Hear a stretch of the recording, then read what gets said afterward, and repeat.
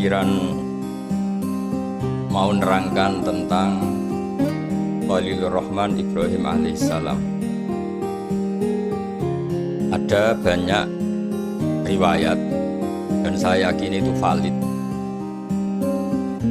bahwa di antara sebab Nabi Ibrahim alaihissalam diangkat sebagai Khalilur Rahman, punya status kekasih Allah Ta'ala, itu karena keresahan beliau, resah seresah-resahnya jika Allah itu tidak dikenali, tidak diketahui eksistensinya oleh makhluknya.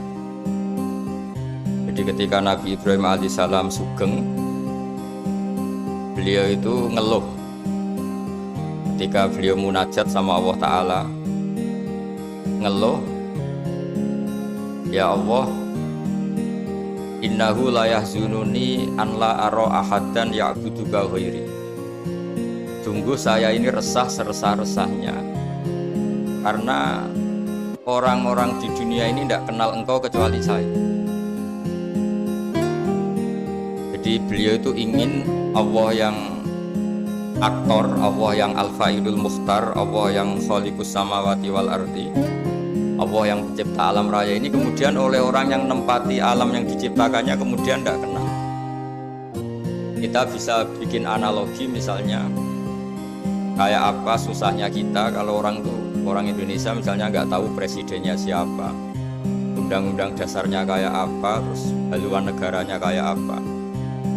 Andaikan kita kuliah terus mahasiswa itu nggak tahu rektornya siapa, dosennya siapa, ketua yayasannya siapa, itu kan menyinggung sekali. Nah ini orang-orang nempati buminya Allah kemudian tidak tahu yang menciptakan siapa, terus mereka tidak peduli dengan yang menciptakannya. Itu yang bikin Ibrahim resah seresah-resahnya. Ya Allah, ini tidak fair. Mereka nempati bumi engkau kemudian tidak tahu engkau ini siapa. Mereka pakai air engkau kemudian tidak tahu terima kasih sama siapa. Terus jadi di antara wiridan itu ya ada yang wiridan seperti itu. Jadi wiridan itu tidak harus baca subhanallah wa akbar. Keresahan itu termasuk bagian dari wiridan, keresahan-keresahan yang baik. Akhirnya sama Allah diangkat ke alam malakut. Ditunjukkan beberapa malaikat, ribuan mungkin miliatan, yang selalu bertasbih, ada yang selalu bertahmid, ada yang rukuk terus, ada yang sujud terus, karena malaikat memang dipilihkan salah satu pola ibadah. Baru Nabi Ibrahim itu tenang karena zat yang beliau cintai, zat yang beliau puja-puja ternyata penggemarnya banyak, pemujanya banyak, meskipun itu di alam langit. Nah, artinya begini, teman-teman di Unwahas juga semua teman-teman diaspora, kalau kita mencintai Allah sejati, itu keresahan kita ini kalau Allah tidak disembah, kalau Allah tidak diperlakukan sebagaimana mestinya. Kalau kita mencintai Rasulullah SAW, ukuran cintanya itu kalau mutiara-mutiara yang dari Nabi tidak diperdengarkan, tidak diketahui. Kita bisa mendidik manusia untuk tahu, misalnya orang tahu mobil Alphard itu mahal, orang tahu warung paling favorit di Jakarta itu ini, orang tahu makanan enak itu ini. Tapi kita gagal mendidik masyarakat misalnya untuk tahu hal-hal yang sebetulnya itu jadi kebutuhan mereka. Apalagi kalau tidak ridhonya Allah Subhanahu wa Ta'ala. Hingga dalam kitab-kitab tafsir diterangkan ketika Habib An-Najjar akhirnya masuk surga, yang di surat Yasin itu, baca min aqsal madinati rajulu yas'a itu pertama beliau masuk surga karena mati dianiaya karena berjuang. Ketika qilat khuril jannah, pertama yang dikatakan apa? Qala ya laita qaumi ya'lamun bima ghafarali rabbi wa ja'alani minal mukramin. Ketika beliau wafat dan akhirnya masuk surga, pertama yang dikatakan beliau itu, ya Allah, semulia ini derajat saya sebagai orang baik, meninggal langsung masuk surga. Apa yang diinginkan beliau? Ya laita qaumi ya'lamun bima ghafarali rabbi. Wah, andaikan derajat seperti ini kaum saya tahu betapa nikmatnya orang bertauhid, betapa nikmatnya orang yang bersujud, betapa nikmatnya orang yang jadi orang hamba Allah yang benar. Ya laita qaumi ya'lamun bima ghafarali rabbi wa ja'alani minal mukramin.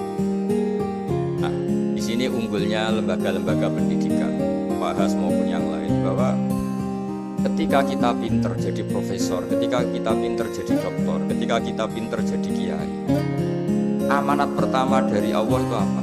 Kalau orang sudah pinter itu wajib mengajar, wajib mengertikan yang tidak ngerti, pinterkan yang tidak pinter, karena nikmatnya pinter ini harus dirasakan orang banyak. Dalam sebuah tafsir Imam Syarawi ngendikan, Rasulullah itu target terbesarnya adalah nikmati hal-hal yang harusnya menjadi kenikmatan abadi. Misalnya umumnya orang itu kan bilang bahwa nikmat itu ya makan yang disenengin, ketemu orang yang disenangi, ketemu acara yang disenengin, yang disukai. Tapi itu Nabi mengajarkan kita nikmat itu ya sholat. Arifna ya Bilal, tolong saya kasih istirahat dengan sholat. Kita bisa bikin analogi. Kalau kita punya problem, pasti ingin ketemu orang yang punya kekuatan untuk menghilangkan problem itu. Kalau kita ingin punya hajat dan ingin solusi, ada solusinya, pasti ingin ketemu orang yang mengendalikan hajat itu, yang bikin solusi. Jawabannya, siapapun makhluk itu pasti punya keterbatasan. Siapa yang tidak punya keterbatasan itu? Hanya Allah Subhanahu wa Ta'ala. Jika ketika Nabi banyak problem, ketika ada banyak masalah, karena Rasulullah idza hazabahu amrun badara ila sholat. Nabi itu kalau sedang punya banyak masalah pasti cepat-cepat sholat. Jika dikatakan wasta'inu bisobri washolat, kamu minta tolonglah dengan konsisten sabar dan minta pertolongan dengan sholat. Nah, di sini pentingnya lembaga-lembaga pendidikan. Orang itu harus bisa memanage hatinya, memanage keilmuannya, memanage potensinya, supaya semuanya itu menjadikan kenal sama Allah Subhanahu wa Ta'ala, ma'rifatullah. Saya pernah ditanya sama beberapa teman yang kuliah di Inggris, di Amerika, ditanya, Gus, bagaimana cara ingat Allah di negara yang Islam itu minoritas? Saya pas itu menjawab, jika Anda kagum sama negara Swiss maupun Amerika atau negara manapun karena sistemnya kamu anggap bagus, kamu anggap ideal, tetap saja semua sistem ini berjalan karena ada bumi yang dipakai pijakan, ada air yang dipakai minum, ada oksigen yang bisa dihirup. Tanpa itu semua nggak ada gunanya sistem yang baik. Hingga urusan pertama utang jasa kamu pada Allah yang bikin bumi kamu pakai pijakan, yang bikin air yang pakai kamu minum, bikin oksigen yang bikin kamu hidup. Jika utang jasa hubungan kamu itu nomor satu tetap sama Allah Ta'ala, baru kedua dengan hubungan makhluk. Nah ini penting supaya orang tahu bahwa nomor satu dari semua itu ya tanazzalul amru bainahunna li ta'lamu anna Allaha ala kulli syai'in qadir wa anna Allaha qad ahata bi kulli syai'in ilma. Jadi penciptaan langit bumi dengan segala proses sosialnya, dengan dinamikanya, semua itu pelajaran li ta'lamu anna Allaha ala kulli syai'in qadir, supaya kamu tahu bahwa Allah itu Maha Kuasa. Jadi saya tidak bisa ngasih tausiah banyak-banyak, tapi saya pastikan di antara ciri khas orang benar, orang baik, itu resah kalau satu ilmu itu tidak tertransformasi, tidak tersalurkan kepada yang lain. Jadi misalnya nikmatnya sujud, nikmatnya tauhid, nikmatnya ma'rifatullah, itu semua Nabi itu ingin disampaikan. Sehingga ciri utama Nabi itu tabligh itu menyampaikan kebenaran kepada umat. Kita misalnya zaman dulu ketika orang Indonesia susah, orang-orang sepuh ngajarin kita nak mangan sing kepenak, nak turu sing kepenak. Dulu maksudnya kowe aja mangan nak gak lesu banget, kamu jangan makan kalau tidak terlalu lapar. Jadi ketika nafsu mengatakan makan enak itu sesuai selera, tapi kearifan mengatakan enggak, yang menjadikan makanan enak adalah kita makan kalau lapar. Ibarat orang puasa itu, orang puasa makan tempe, sama orang yang sudah kenyang makan sate itu enak orang puasa makan tempe karena lapar. Sementara yang makan sate, makan pizza sudah kenyang sehingga tidak enak. Terus tidur yang enak, maksudnya jangan tidur kalau tidak terlalu ngantuk. Nah ilmu-ilmu seperti ini, seperti idamuhu al-jub. Ketika dulu ada ulama yang makanannya sederhana ditanya, lalu lauk kamu itu apa? Idamuhu al-jub, lauk kami adalah lapar sekali.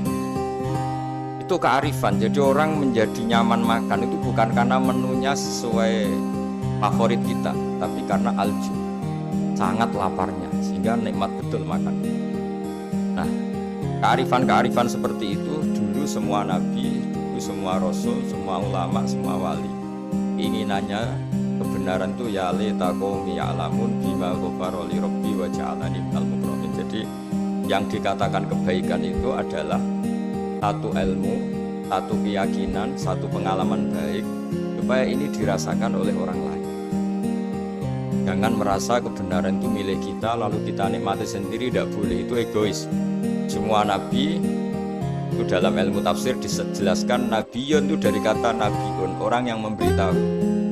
Makanya ini betapa mulianya tugas para kiai, para ulama, para dosen, para pengampu ilmu.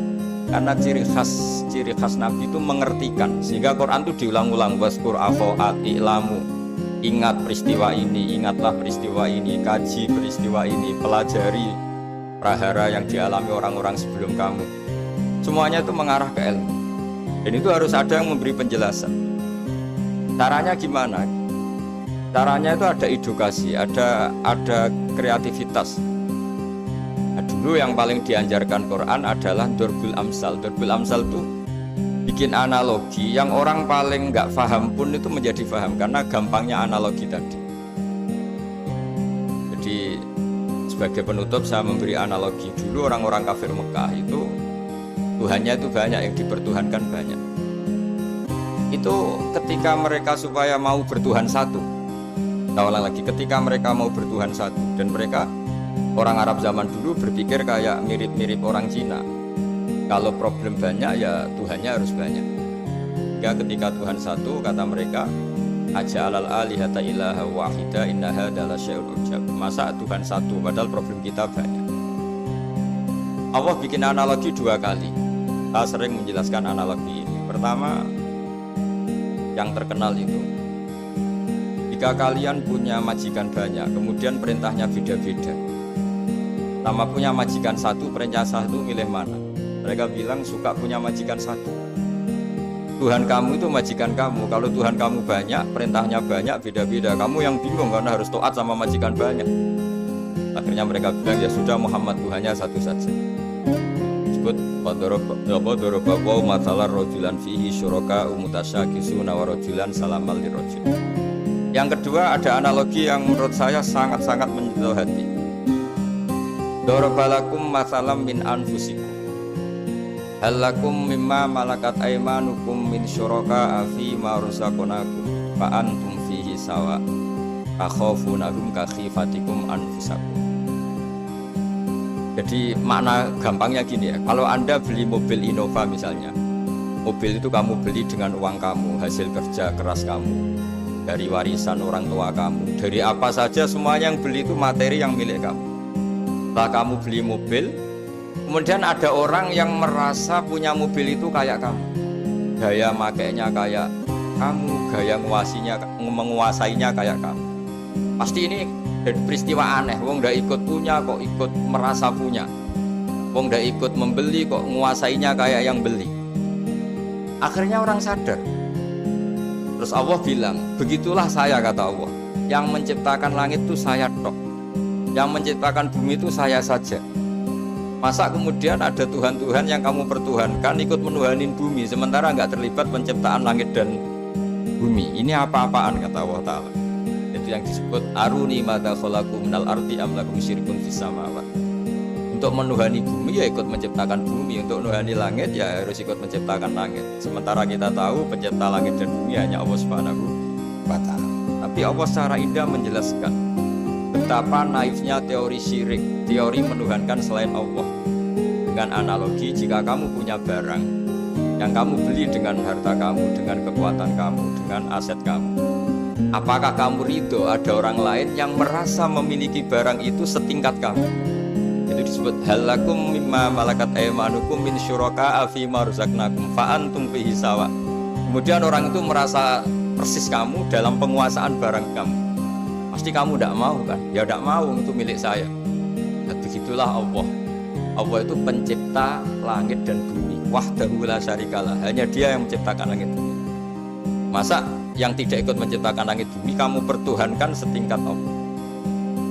Akhirnya orang-orang penyembah Lata, Uzza, Hubal dan beberapa musyrik-musyrik yang lain sadar dengan analogi itu, dengan ilmu itu. Akhirnya mereka mau bertauhid, mau bersyahadat asyhadu alla ilaha illallah wa asyhadu anna muhammadar rasul. Jadi saya mohon bahwa Islam ini agama ilmu, agama yang dimulai dengan kata-kata fa'lam annahu la ilaha illallah. Fa'lam itu ya kenal Allah itu dengan ilmu, fa'lam. Jadi keyakinan akidah itu harus dibangun berdasar ilmu. Itu juga awal Quran turun juga Iqra bismi rabbikal ladzi khalaq, dengan membaca. Dan ketika Allah mengenalkan sifatnya di surat Iqra juga yang dikenalkan apa? Iqra wa rabbukal akram alladzi 'allama bil qalam. Allah itu siapa? Zat yang mengajar. Allamal insana ma lam ya'lam. Allah itu siapa? Zat yang mengajarkan ke manusia apa yang mereka tidak tahu. Jadi semoga ini jadi motivator, motivasi. Semoga para rektor, para dosen, para yayasan, para teman-teman di luar negeri semuanya punya semangat mengajar, karena di antara sifat Allah yang disebutkan adalah Allamal insana ma lam ya'lam. Allah itu siapa? Zat yang akram, yang dermawan, yang baik, yang sakho, yang rahman rahim. Kemudian Allah itu siapa? Allamal insana ma lam ya'lam. Zat yang mengajarkan apa yang tidak diketahui manusia. Jadi betapa mulianya mengertikan yang tidak ngerti. Ya, saya mohon maaf karena saya punya wazifah banyak. Ini sudah gak makso nuruti karena ya ada alaqah dengan Munwahas, karena saya juga pengagum Gus Wahid. Saya punya buku tentang Wahid, punya buku banyak tentang beliau. Beliau adalah tokoh muda NU yang jadi Menteri Agama tapi wafat muda. Dan terima kasih atas kesempatan ini. Mohon maaf atas semuanya. Wassalamualaikum warahmatullahi wabarakatuh.